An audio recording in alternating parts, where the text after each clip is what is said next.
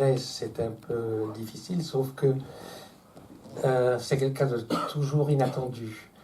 Lors de son premier film, la sortie de son premier film, Ad Astra, on s'était tous dit, qui c'est celui-là? D'où il sort? Et au fil des ans, que ce soit The Yards, que ce soit Two Lovers, et que ce soit celui-ci, il nous a, et l'immigrant, il nous a toujours surpris. Il n'est pratiquement jamais où on l'attend. Et à chaque fois, tant mieux. Donc sans plus attendre, je vais vous présenter James Gray.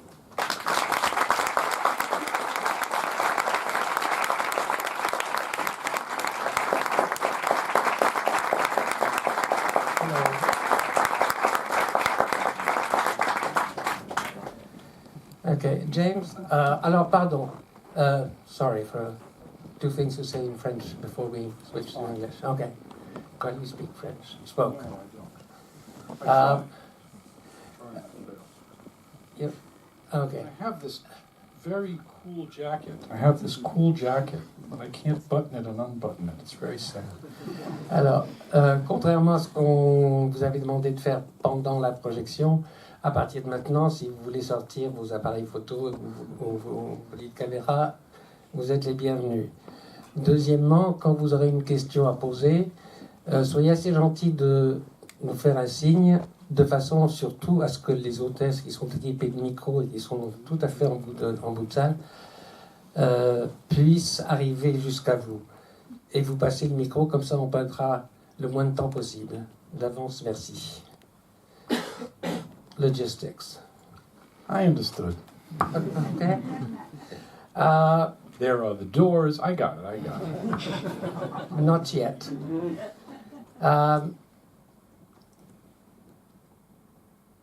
Venice. Most of the reviewers who were in Venice immediately, unanimously went, it's Apocalypse Now, the space opera. And some threw in the book that Apocalypse Now is based on, which is Joseph Conrad's Heart of Darkness. Do you agree? Do you not agree? It is, but it's not. I mean,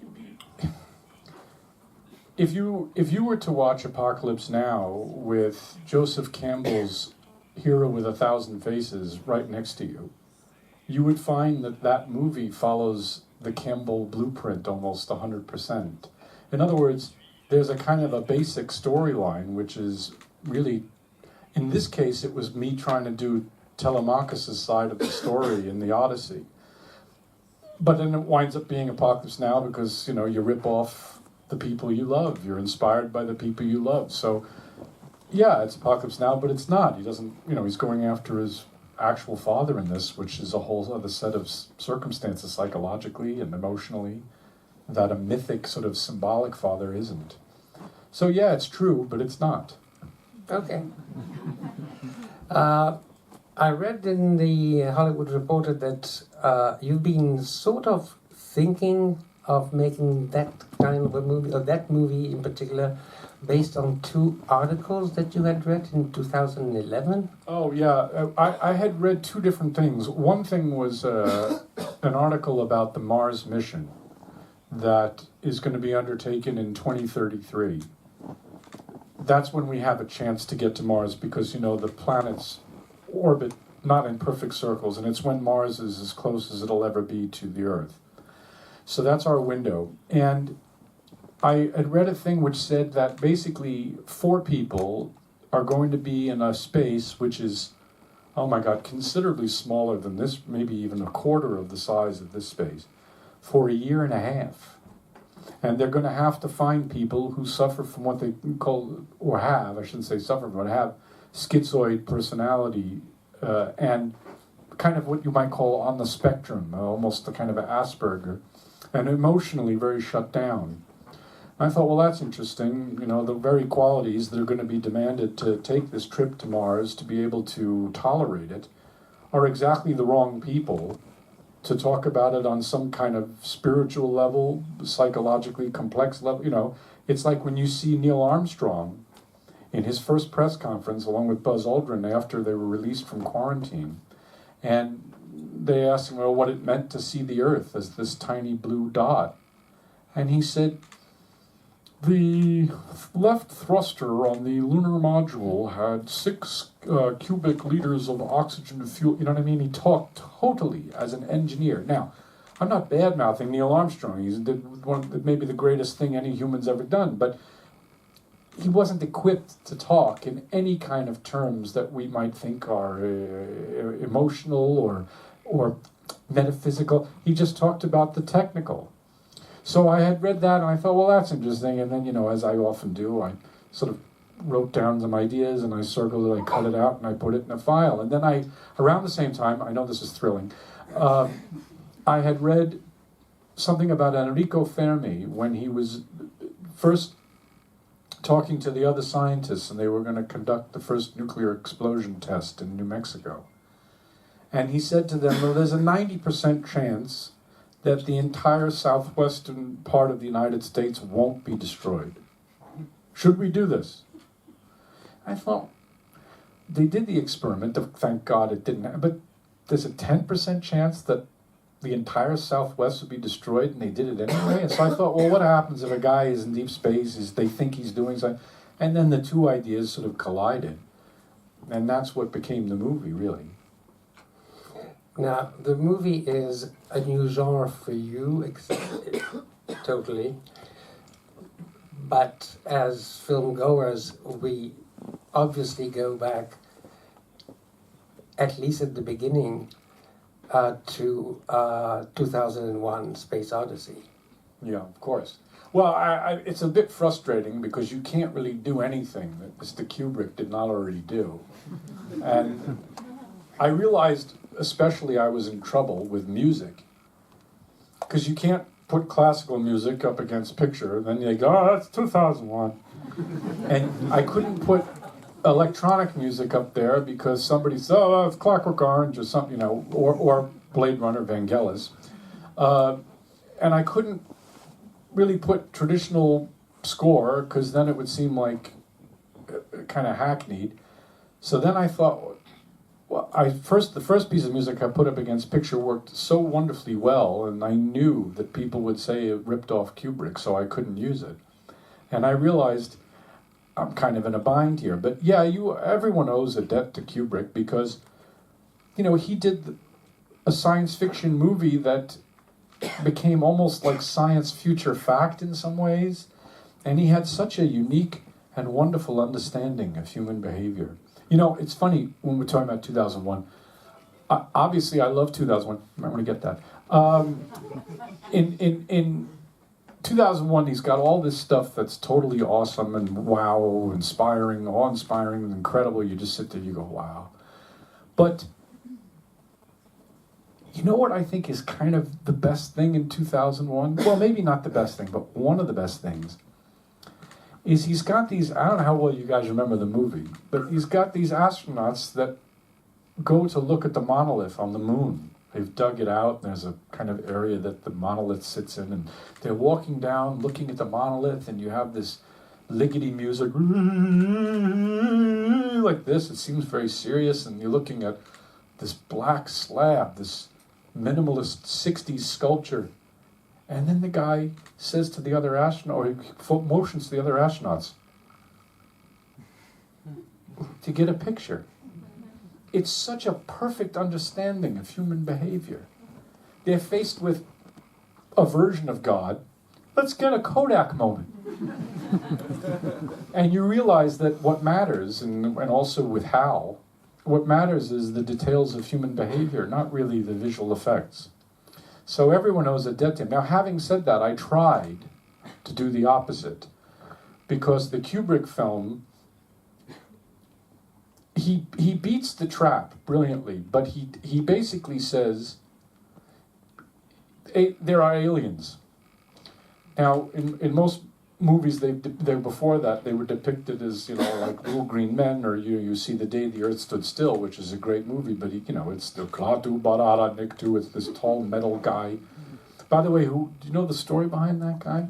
He was the usher at the Man Chinese Theater in Los Angeles. Then it was Grauman's Chinese Theater. Maybe it's Grauman's again. The Grauman's Chinese Theater, and he was almost 7 feet tall, but he was very skinny, and he could not lift the woman that he was supposed to lift, so they had all these body... Anyway, I'm boring you with movie trivia. But in any event, Kubrick beats the trap about aliens because it's a black monolith, and you can project anything you want onto it, right? Are they good aliens? Are they bad aliens? I don't know. It's just they're aliens. You don't really see them. There's a human zoo. It's very mysterious. But for me, it presented a philosophical problem, if I can sound pretentious for a second, because I couldn't figure out, even if it's good aliens or bad aliens, it's still a kind of false gods scenario. And I don't believe in that. I'm not bad-mouthing 2001, by the way. It's one of my favorite movies ever. But I'm saying that he beat this trap by having it be so mysterious. Because there are no aliens that are going to come and bail us out of our problems. And there's no aliens that are going to come try and wipe us out. And we all have to team up to fight the bad aliens. That's not going to bail us out. You know, this is what we got. This is where we live. We have each other. And that's kind of it. So I said, I'm going to try and do the first movie that says, oh, there's nothing out there. So I thought, oh, great, I have Tommy Lee Jones say, there's nothing, no life elsewhere. And that was the kind of the springboard for the whole thing. I'm talking too much, aren't I? No. I don't get out enough. In generally speaking, are you into space films? No, I hate them. Not. No, I don't know, Star Wars or E.T., whatever. That's an amazing movie, but here's the thing about him. He beats the trap because the movies play like fables. I mean, I don't think you watch E.T. and you say, how accurate is that a representation of what might be an alien? I mean, that's not the point of the movie. The movie's about that kid's loneliness and about his parents' divorce, and it's a metaphor, really. So the film is beautiful. But Star Wars, I never considered even science fiction. I consider that fantasy. I like Empire Strikes Back a lot. I think that's a beautiful film. But I was, as a kid, I have to confess, Star Wars was not my thing. I don't know, I remember like Wookiees and X-Wing fighters. And all my classmates, they thought it was the greatest thing ever. I was a Jaws guy. I liked the angry shark killing everybody. And then I was an Apocalypse Now guy. I kind of skipped the Star Wars moment, you know. It just seemed, for kids, even though I was 8, I don't know what the fuck I thought should be watching, you know. But I definitely, and the thing about space movies, usually, like I say, they philosophical cop-outs, in my view, or they just seem cheesy. Well, they're generally very positive, very optimistic, generally. Yours is not. No, I don't think. Not. Well, I don't think the film is negative. I mean, at least I didn't say it was negative. No, I know, but what I was trying to do, and maybe I failed at this, but what I was trying to do was to say the Earth is what matters. Human beings are what matter. You can think you want to be alone. You know, it's okay. I want to be by myself. I want to just have dinner by myself. I want to go to the movies. I like going to the movies by myself. I hear people say that to me all the time. I say, yeah, that's fine. But if you're made to be alone, that's quite a different issue. And if you do any research about solitary confinement, it's the worst punishment a human being can endure. You know, you apparently start hearing voices over and over again. You start going through your whole life on a kind of endless, and it leads to madness very quickly. If you're in solitary confinement for 30 days, it causes serious and permanent mental damage. So I found that was kind of a darkness, but that if the guy returns, well, that's not too bad. He's with other people. So I thought that was positive. I don't know what the hell I'm talking about. Now, what was the mindset that drove you to cast Brad Pitt as the astronaut? In order to make a film where you're trying to establish this idea of the stereotype of masculinity and say, that is bullshit. That this idea, like, your pulse rate never goes above 80, you're awesome, man. You just can handle anything. You're a man's man. And to say, well, you know what, that's kind of like toxic, that's kind of a problem, because he can't confront anything emotionally and hasn't, he's been in denial for 30 years or whatever. But in order to tear that down, you need to start somewhere. You need to start with the myth in order to destroy it. And he wanted to do it, so I thought that was a good idea, because you can't really get more archetypally American male than Brad. See, if I cast, I don't know, Wallace Shawn as the astronaut, there's nothing, Wallace Shawn's a terrific actor, but you know what I'm saying? There's nothing to tear down in the myth. Can you imagine that? I'm here for a spacewalk. You know what I mean? There's nothing to tear down. So with Pitt, you have a kind of almost an archetype. That was the motive behind it anyway. Now, there are two other characters in the film, those who are crucial, although they're limited in terms of time, and that's Donald Sutherland and Ruth Negga. Donald Sutherland knew Roy as a kid. He knew he was a friend of the father, and he says the last time we spoke, it didn't go well. Right. Ruth Negga never lived on Earth. Her parents were murdered by the father, Roy's father. So we're back to the father figure, which is almost a constant, at least a frequent aspect of your work. It was Maximilian Schell in Little Odessa. It was James Caan in The Yard. It was Robert Duvall. And this time is Tommy Lee Jones.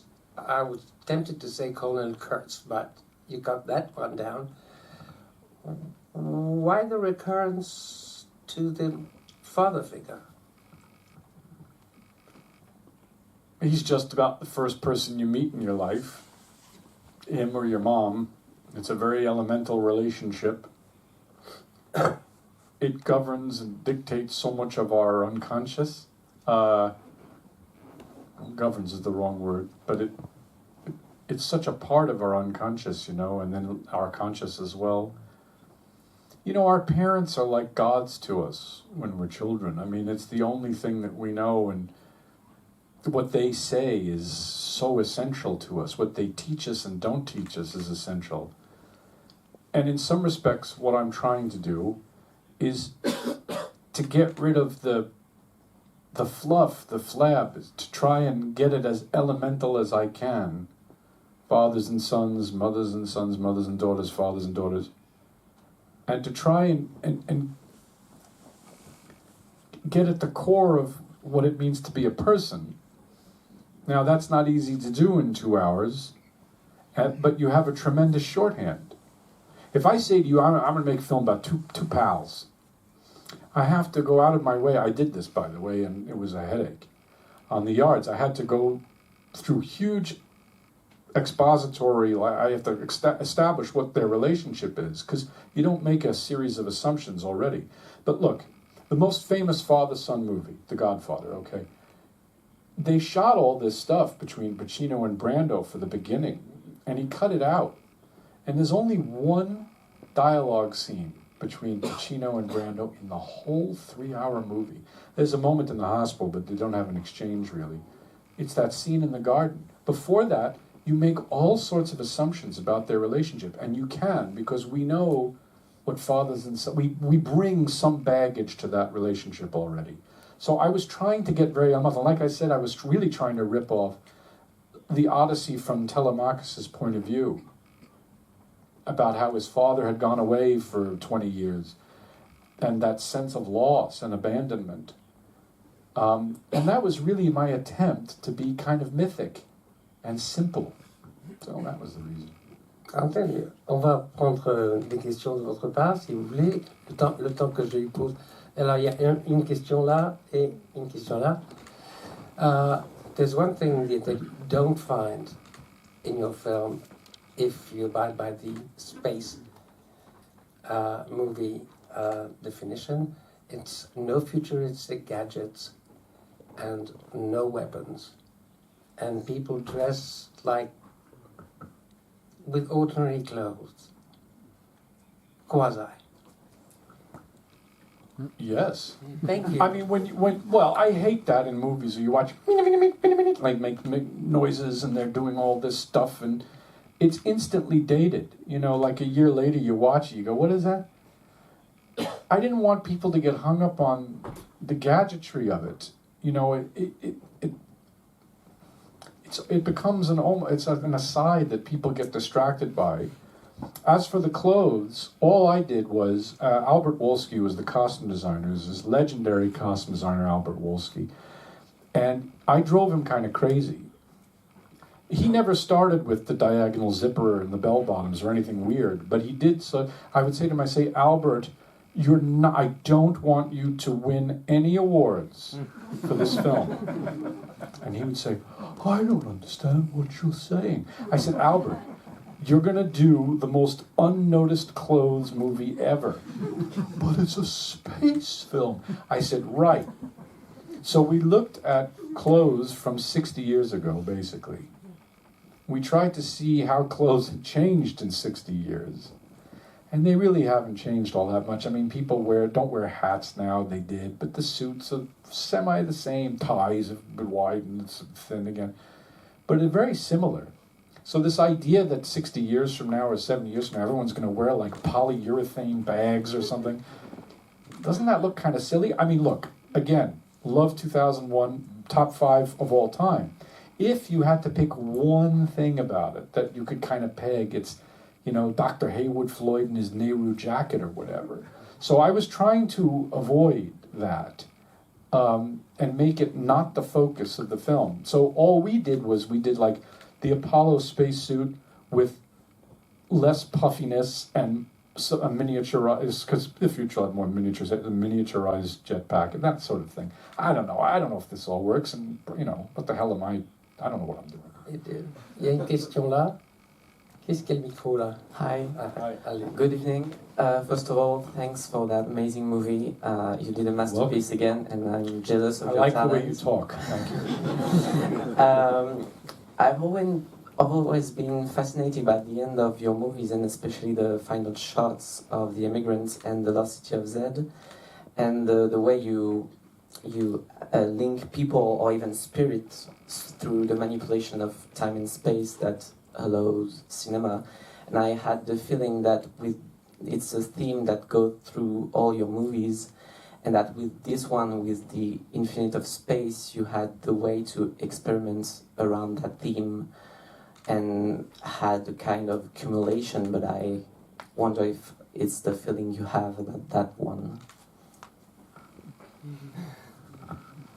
I have a controversial answer. By all means, please. I'm trying to think if I should answer this. It'll get me in trouble. Well, with the size of this movie and the kind of...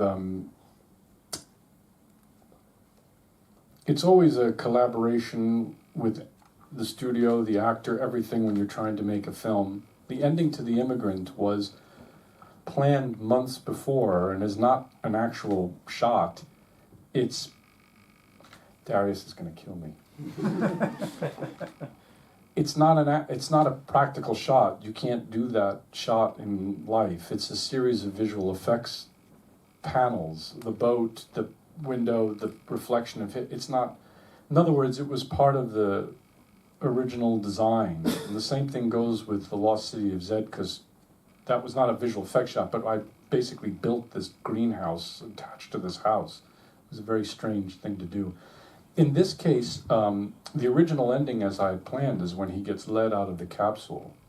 And then the last 40 seconds or so was the sort of one compromise I made on the film, because I didn't want people to feel like the movie was a downer. And being led out of the capsule, for some reason, it had a sadness to it, which everybody sort of said, well, this feels like a real downer, and I kind of didn't want that, and so I added that little coda where he's sort of saying, oh, I'm fine, although I kind of wanted it also to feel like a dream. But the ending really originally as designed was him being led out of the capsule. And you'll see probably a similarity between that shot and the ones in The Immigrant and Z. Having said that, I don't know which one works better. I mean, it's really for you guys to decide. And I so did not want the film to feel like a dark ending. Because, you know, he goes through hell, and then at the end he's in hell again. I mean, that to me is a very limited mindset, you know. It's interesting when you talk about Apocalypse Now. The way that movie ends, spoiler alert, is there's like a multiple superposition image, the helicopter and his face, and you hear Brandel, but he is returning, and he's returning with Sam Bottoms, who's this sort of innocent, drugged out, like he's bringing back the child or something. It's very beautiful. He doesn't stay and become Kurtz. He moves on. It's transcendent. So it was very important to me that Pitt's character feel like it transcends. So I don't know if the ending achieves that, or if it implies that he moved on with his life, which I thought was very important. I didn't really answer your question. Very elaborate question, but I don't know. I thought about the whole movie, basically. It's like with the fates, for instance, in this one, I felt it's like a theme that goes through your whole filmography, the purity of the way cinema can, by the link of editing, create a link through time and space, even in the far reaches of space. And I felt like it's something that goes all on and on in all your movies, but especially in that one, that you had some kind of cumulation of that, but maybe not. I No, it sounds really good. You know, what I like is when people have much better ideas about my own work than I do. No, I'm kidding with you, of course, but I was talking about the ending because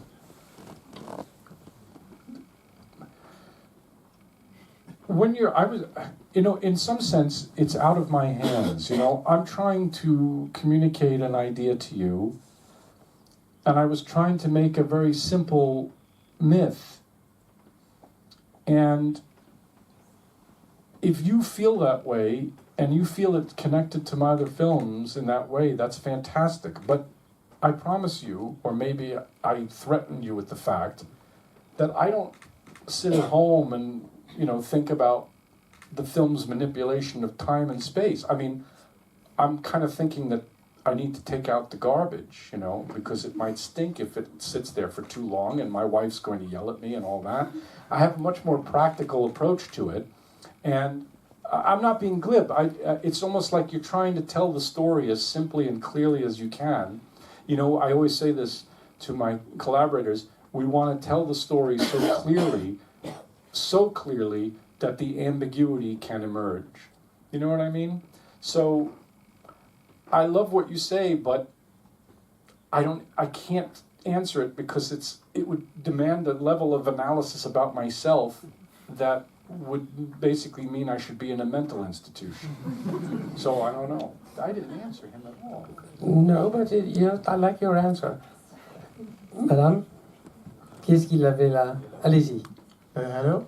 So, Hello. Voilà. I have a friend, and I say, "Oh, I'm going to see James Gray," and so my friend is Jewish and he has a question, and I'm sorry, your friend is Jewish and he has a question. Is that what you said?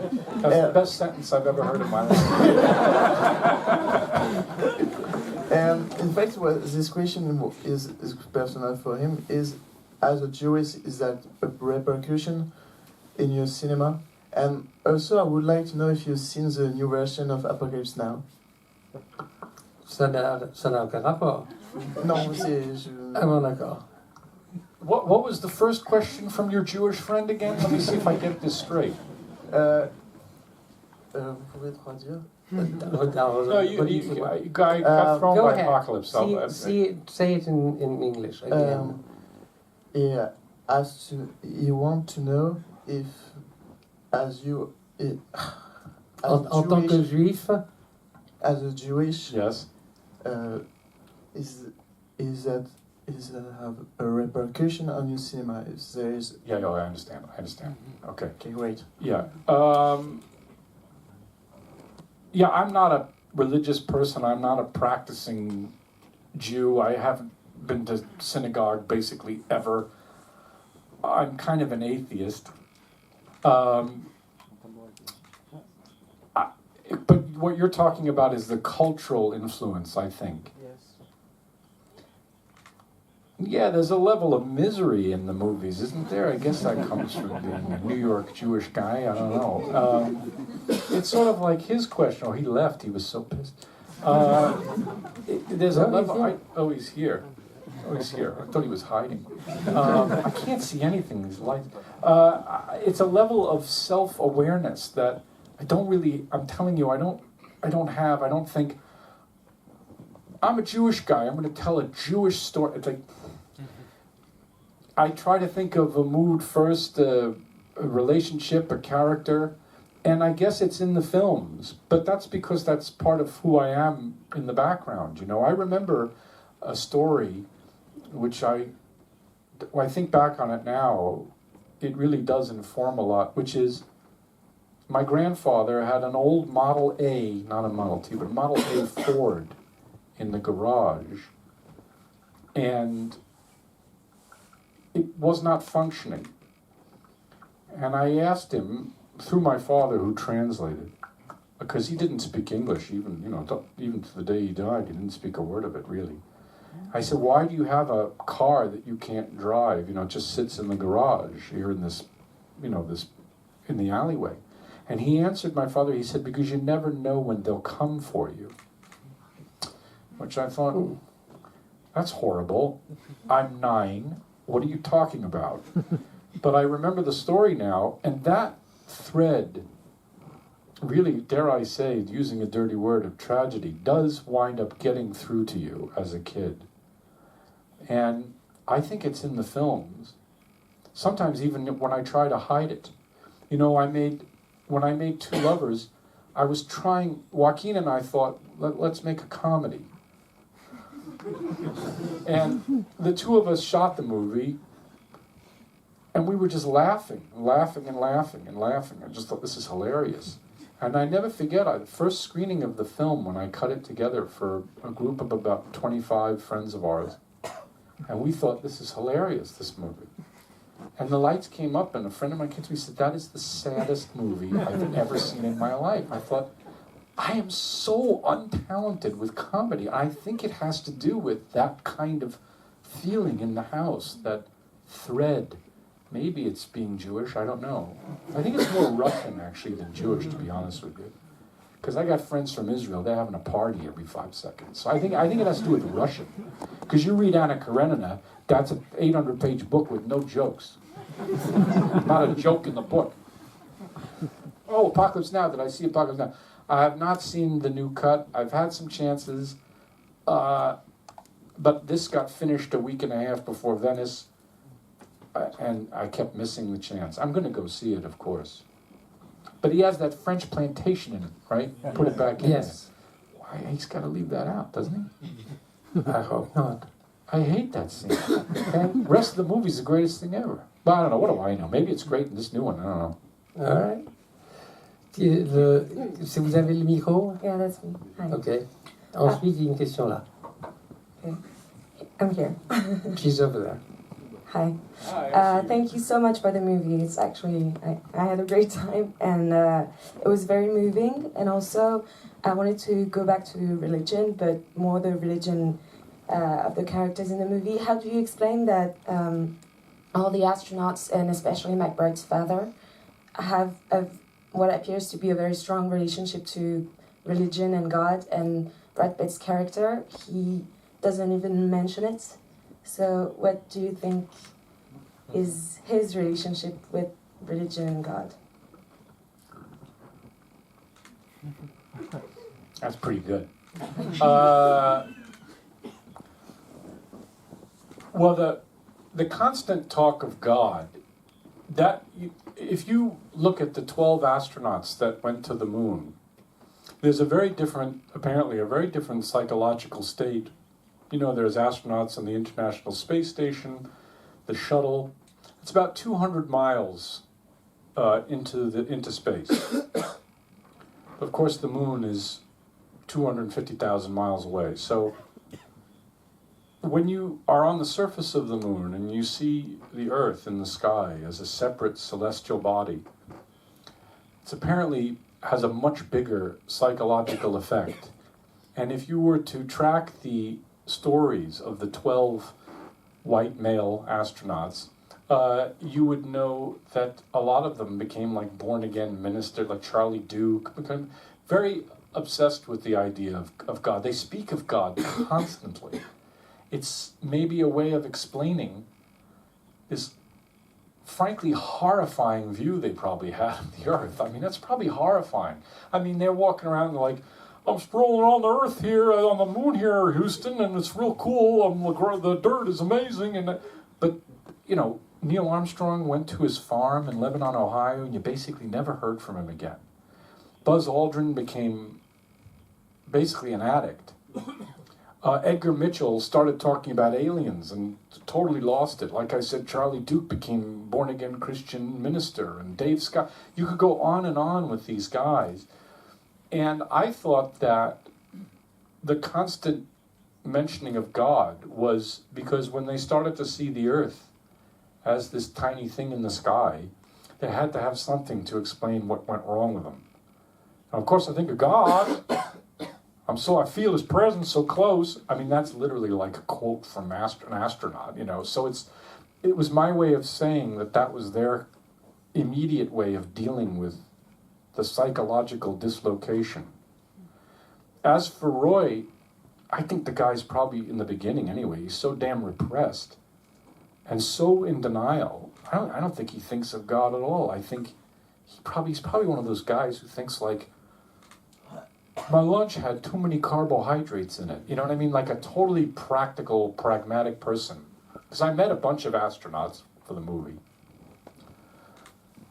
And it's like, it's the most functional, like, today it's our job to make sure the vents on the ISS are functioning and that there is not any interference with, you know what I mean? There's such a pragmatic, practical, functioning side to them.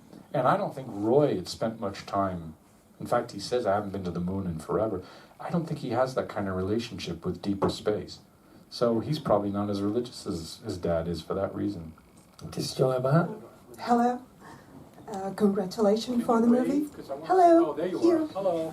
Hello.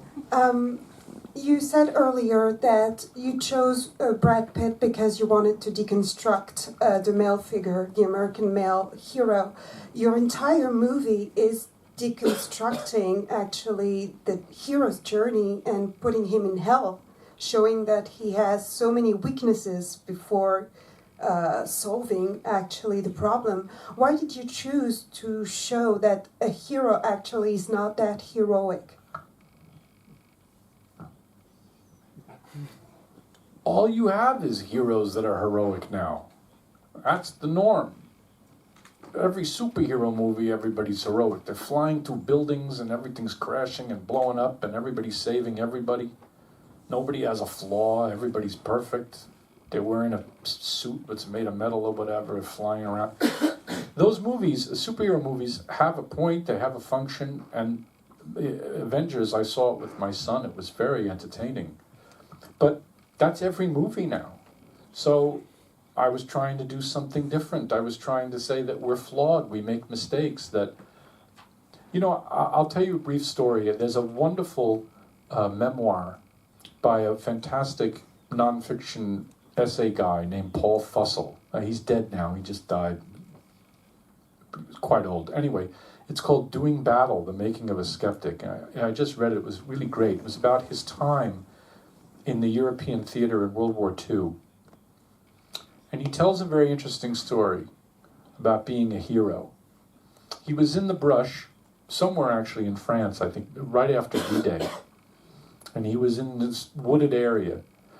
And he was with his friend. And his friend said, I've got to go to the bathroom. I got to go to the bathroom. And he said, just hang out there. He said, I got to go to the bathroom. He said, fine, go to the bathroom. So he wanders off. A minute goes by, 2 minutes go by, 5 minutes go by. And he starts to feel that something is very wrong. And he stands up and he sees 3 soldiers having a cigarette. And he waves. He waves to them. And they look at him like he's an idiot. They look at each other. And when they turn to look at each other, he sees the German helmet. And he kills them all. They had killed his friend a few minutes earlier. He became a hero. It was an accident. His heroism was an accident.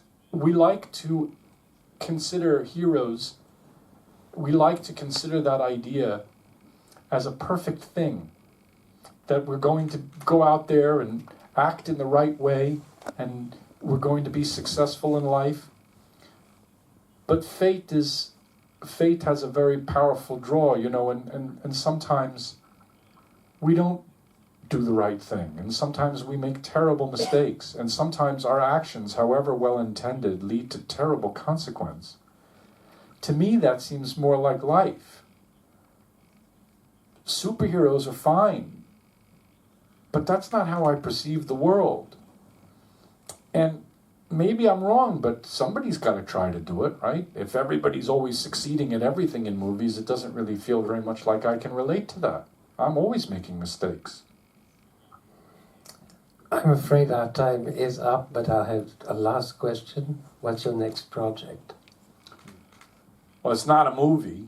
I'm doing Marriage of Figaro for the Theatre des Champs-Élysées, which I start next month, my first opera, which is, that's very frightening. I don't really know what I'm doing, which is really, I said to the guy who wrote, Michel Franck is the guy who asked me, he's the nicest guy ever, and 5 years ago he met with me, he came to LA.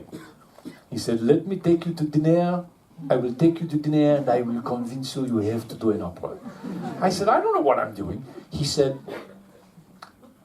Marriage of Figaro. I said, well, that's not my favorite Mozart, I like Don Giovanni. He said, good. What about theater? I've never done anything for theater. Good. I've never done opera. Good. I don't want to do it. Yes, okay, good, you do it. So I said no.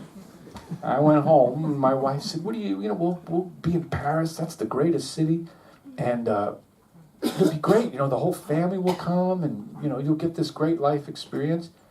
I kind of thought about it. I said, well, I don't really know what I'm doing. She says, well, you'll learn. You love opera. We love opera. We go all the time. I said, I know. I sit in the opera. I love it. Doesn't mean I can do it. She says, no, you can do it. I know you can. And now it's 5 years later, and it's coming up now, and I kind of thought I'd be dead by now. And my wife can't come with the kids, so I'm now all of a sudden this dream she had where she was going to be walking, the Rue de Rivoli, and she's going to have an incredible time. And I'm going to be sitting by myself going, can you sing there in the corner? Like, I don't know what I'm doing. I have talked to some directors who've done it, for film. I've talked to Bill Friedkin, who's done several operas, and he was great, very helpful. I talked to Sofia Coppola, who did one in Italy a year ago, and she basically just said, no different from a movie, which I can't believe. I just cannot believe it, because in movies I'm going, camera's here, and there ain't no camera in the opera. So right there I'm lost. But that's what I'm doing, and I'm sure it'll be just really special, interesting, unique. Definitely. Thank you.